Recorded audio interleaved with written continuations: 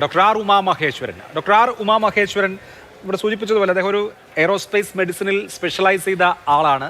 വളരെ പ്രധാനപ്പെട്ട ഒരു ദൗത്യം അദ്ദേഹത്തെ സംബന്ധിച്ചുകൊണ്ട് വരുന്ന 8 മാസം അദ്ദേഹം അന്താരാഷ്ട്ര സ്പേസ് സ്റ്റേഷനിൽ കഴിയുന്ന സമയത്ത് എങ്ങനെ ഈ മനുഷ്യ ശരീരം സ്പേസിൽ എന്ന അതുമായി ബന്ധപ്പെട്ട വിവിധ ഗവേഷണ പ്രവർത്തനങ്ങളിൽ അദ്ദേഹം ഏർപ്പെടും എന്ന് പറയുന്നു. നമ്മൾ ഇന്ന് ഇപ്പോൾ 8/17 ബൈക്കന്നൂരിൽ നിന്നുള്ള യാത്ര ആരംഭിക്കുന്നത്. അതിനുശേഷം 11:26 ഡോക്കിംഗ്, നാളെയാണ് ഹിച്ച് ഓപ്പണിംഗ്. ഇന്ന് 8/17 മുതലുള്ള കാര്യങ്ങളെക്കുറിച്ച് എന്തൊക്കെയാണ് സംഭവിക്കുക എന്നതിനെക്കുറിച്ച് ഒന്ന് പറയാമോ?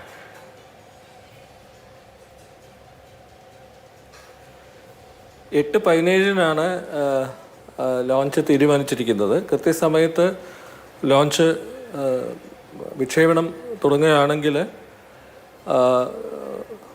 ഏതാണ്ട് 20 മിനിറ്റിനും ഭ്രമണപഥത്തിലെത്തും. 400 കിലോമീറ്ററാണ് ഭ്രമണപഥം. എല്ലാവർക്കും അറിയാമല്ലോ, ഇൻ്റർനാഷണൽ സ്പേസ് സ്റ്റേഷൻ ഏതാണ്ട് 400 കിലോമീറ്ററിലാണ് ഭൂമി വലം വയ്ക്കുന്നത്.